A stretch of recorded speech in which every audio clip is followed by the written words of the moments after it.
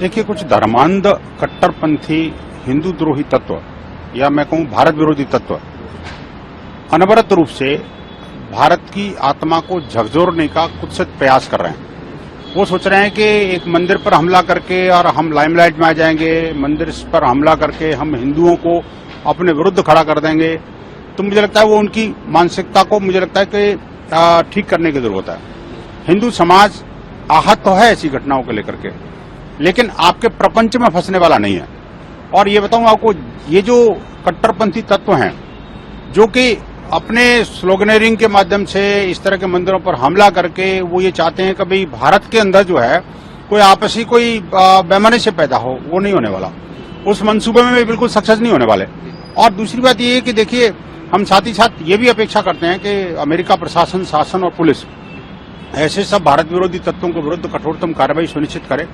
और इस तरह की चूंकि घटनाएं अनेक हो चुकी, अब ट्रंप आ गए हैं, मुझे लगता है कि अब उन पर कोई एक कठोर कार्रवाई ऐसी सुनिश्चित होनी चाहिए जिससे कि इस तरह का कोई हमला कम से कम अमेरिका, जिसको कहते हैं कि भाई एक ओल्डेस्ट डेमोक्रेसी है, तो उस लिहाज से देखा जाए तो कम से कम डेमोक्रेटिक वैल्यूज का, हिंदुओं के डेमोक्रेटिक वैल्यूज का भी, उनका भी एक हित की रक्षा की जाए और मंदिरों पर इस तरह का कोई भी हमला आगे न हो, इसके लिए शासन प्रशासन कोई कठोरतम कार्रवाई सुनिश्चित करे जिस तरह से कि कोई दोबारा कोई दुस्साहस न कर सके।